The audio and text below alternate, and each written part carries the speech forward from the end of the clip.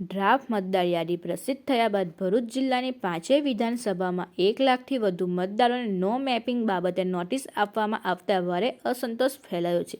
આ મુદ્દે જિલ્લા કોંગ્રેસ પ્રમુખ રાજેન્દ્રસિંહ રાણા, શહેર કોંગ્રેસ પ્રમુખ સલીમ અમદાવાદી, પાલિકા વિપક્ષ નેતા શમશાદ અલી સૈયદ સહિત કોંગ્રેસના આગેવાનો અને કાર્યકરોએ કલેક્ટર કચેરી પહોંચ્યા હતા। કોંગ્રેસે રજૂઆતમાં જણાવ્યું હતું કે અનેક મતદારોને પહેલેથી જ BLO પાસે જરૂરી દસ્તાવેજો જમા કરાવવા હોવા છતાં તેમને ફરીથી નોટિસ આપવામાં આવી રહી છે, જેના કારણે વૃદ્ધ, બીમાર અને દિવ્યાંગ મતદારો ભારે હાલાકી ભોગવવી પડી રહી છે। કોંગ્રેસ માંગ કરી હતી કે જેમના દસ્તાવેજો જમા થયા છે તેમને નોટિસમાંથી મુક્ત કરી આપવામાં આવે તથા બાકી પ્રક્રિયા મતદાન મથક પર પૂર્ણ કરવામાં આવે જેથી કોઈ મતદાર મત અધિકારીથી વંચિત ન રહે। આ બાબતે નાયબ ચૂંટણી અધિકારી પ્રદીપ જાખડેકે માહિતી આપતા જણાવ્યું હતું કે ભરૂચ જિલ્લાની 5 વિધાનસભામાં કુલ 1,04,299 મતદારોને નો મેપિંગના કારણે નોટિસ આપવામાં આવી છે। તેમાંથી અત્યાર સુધી અંદાજે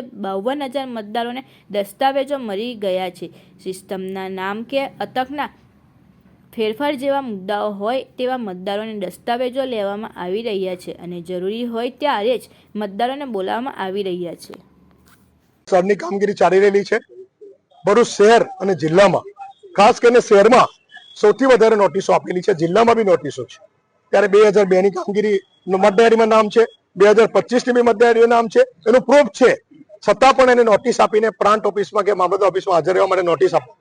તો અમારી માંગણી છે કે જે તે બુથ પર, જે તે સ્થળ પર જઈને એનું ચેકિંગ થવું જોઈએ। BLO આપણી પાસે છે, એ વ્યવસ્થા ઊભી કરવી જોઈએ અને એવા અનેક પ્રશ્નો શહેર અને જિલ્લામાં ઉભા થયેલા છે। એવા બધા પ્રશ્નો સાથે અમે કલેક્ટરશ્રીને આજે જિલ્લા શહેરના આગેવાનો ભેગા મળી અને રજૂઆત કરવા માટે આવેલી છે।